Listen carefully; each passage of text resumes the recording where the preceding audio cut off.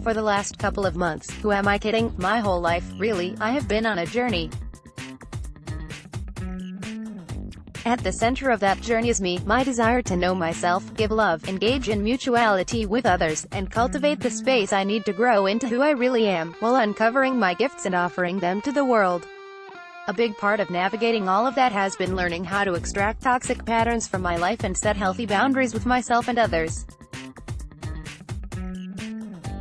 Notice I say extract patterns, not people.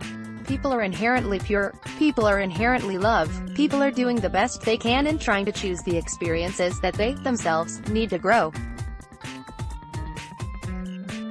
People are not inherently toxic, but sometimes the energy and choices they are aligning themselves with can be. Though they might not see it that way, and who am I, really, to make that call? I do not know what experiences or substances they may need to dance with for their own soul growth. All I can say, without recrimination, is that the choices, substances, and energies that some are entangled with feel toxic to me. And that is where the bottom line lies, for me. I cannot, in good conscience and accountability to myself, entangle with those energies. I will not foster connections based on misogynistic dynamics or distorted by substance abuse or bullying.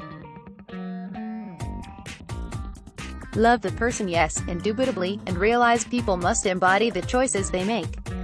As people with free will, we all choose to bring certain behaviors through our bodies and into our realities.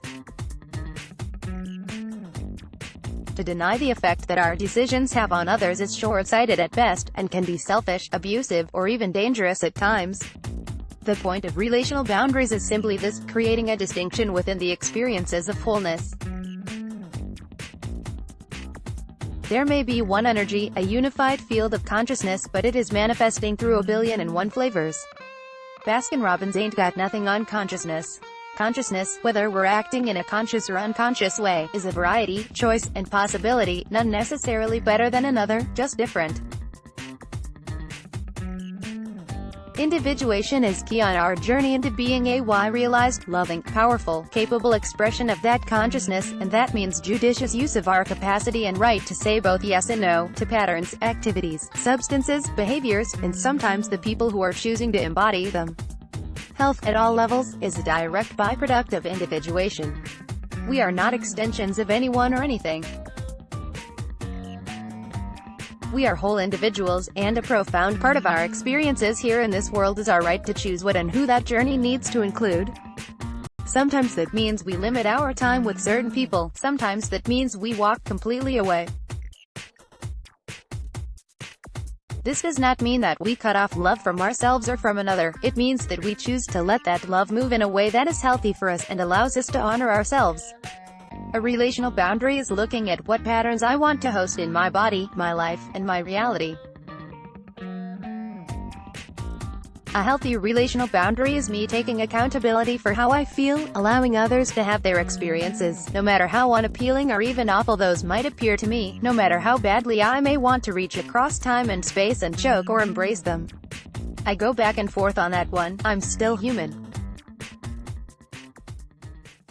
Boundaries are not stagnant lines drawn in the sand, they are living, breathing, energetic agreements that truly allow individuation, communication, and compassion to flourish. Real compassion is me being responsible for my own feelings and experiences, and ultimately my own happiness. I cannot be held responsible for anyone else's feelings or experiences. I can take responsibility for how my behaviors affect another, and I can choose how to respond to another's behavior toward me, but I cannot protect. I cannot save. All I can do is love. And for that love to be authentic, it has to begin with me. I must honor love in the way that I need to feel whole and happy within myself and my agreements. Choosing congruent agreements is a powerful expression of choice, and I will continue to feel my way into how that manifests, moment to moment and day to day. They cannot become stagnant or static.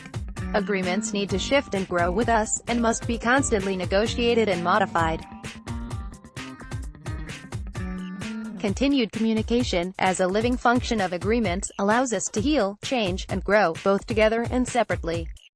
This will mean navigating joy, as well as discomfort. Discomfort is a part of living a dynamic life, of being human. Living a life of happiness means that no matter what happens, comfortable or uncomfortable, I attend to myself and my needs with care and grace. As I do so, I become the best version of myself and my joy expands, as does my capacity to give and show up for myself and others.